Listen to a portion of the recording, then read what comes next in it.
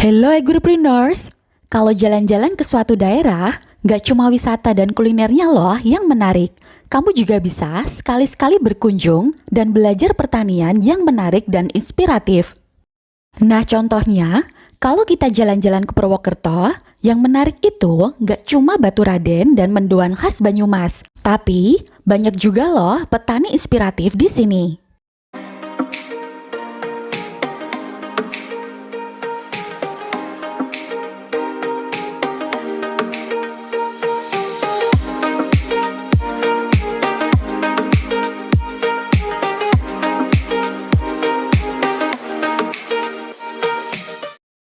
Kalau bicara Banyumas, pasti kurang terkenal ya dibanding Purwokerto. Kabupaten dari Purwokerto ini ada sisi menarik loh buat diulik. Salah satunya potensi pertaniannya. Banyumas ini punya kultur agraris dengan luas lahan pertanian hampir 100.000 hektar. Jumlah tenaga kerja di sektor ini pun mencapai lebih dari 21% dari angkatan kerja. Pertanian di kabupaten yang ada di kaki Gunung Slamet ini didominasi oleh tanaman pangan. Komoditas tanaman pangan yang berkembang meliputi padi, jagung, kedelai, dan tanaman palawija lainnya. Kalau untuk tanaman hortikultura dan perkebunan, yang berkembang di sini menyesuaikan dengan pilihan petani dan kebutuhan pasar. Salah satu primadonanya ada durian bawor. Dikenal manis, legit, berdaging tebal, menjadikan durian ini cukup diminati petani karena keunggulan rasa buahnya. Lainnya, ada kelapa yang banyak ditanam di sekitar perbukitan Serayu. Jadi nggak heran kalau Banyumas terkenal dengan penghasil gula kelapa yang berkualitas. Di sini juga ada perkebunan besar milik negara yang menanam karet. Lebih dari 2.000 hektar tanaman karet ditanam di wilayah ini. Sekarang kita lihat profil wilayahnya ya. Untuk kondisi iklim, sebagian besar wilayah memiliki tipe iklim B dan C, dan ada sebagian kecil tipe A menurut Smith Ferguson. Untuk wilayah kaki Gunung Slamet dan sebagian besar lembah Serayu, dengan curah hujan antara 3.000 sampai 4.000 mm per tahun bertipe iklim B. Sementara lembah Serayu, Pegunungan Serayu Selatan dan daerah pantai selatan memiliki tipe iklim C dengan curah hujan antara 2.000 sampai 3.000 mm per tahun. Dan untuk iklim terbasah ada di puncak Gunung Slamet.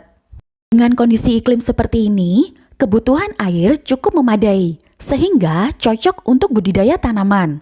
Selain mengandalkan air tanda hujan, pengairan irigasi teknis sangat membantu meningkatkan indeks pertanaman. Sebagian wilayah terairi irigasi sepanjang tahun, sehingga petani bisa bebas menentukan tanaman di setiap musim tanam. Sumber airnya melimpah dari Sungai Serayu dan sejumlah anak-anak sungai. Sumber air ini sangat berpotensi menyediakan pengairan bagi lahan pertanian dengan mekanisme bendungan dan saluran irigasi. Itu tadi sedikit gambaran kondisi pertanian di Banyumas. Tapi, salah satu yang menarik untuk kamu jadikan referensi belajar adalah pengembangan kelapa ganja kopior oleh Profesor Si Sunandar dari Universitas Muhammadiyah Purwokerto. Profesor kelapa kopior ini mengembangkan perbanyakan kelapa kopior kultur jaringan di kompleks kampus dan ada juga lahan pengembangannya di Kecamatan Pekuncen, Banyumas. Kelapa yang dikembangkan ini dijamin kopior 100% berdasarkan hasil penelitiannya. Pengembangan kelapa kopior dengan teknik kultur jaringan membutuhkan sumber daya dan waktu yang cukup lama. Jadi, jangan heran ya kalau harga benihnya bisa lebih dari 30 kali lipat harga benih kelapa kopior dengan perbanyakan konvensional. Dan pastinya, untuk kelapa kopior yang diproduksi oleh Prof. Si Sunandar ini sudah bersertifikat dan berlabel. Benih berasal dari indukan yang jelas dan telah ditetapkan oleh Kementerian Pertanian. Sekarang geser ke tanaman buah-buahan.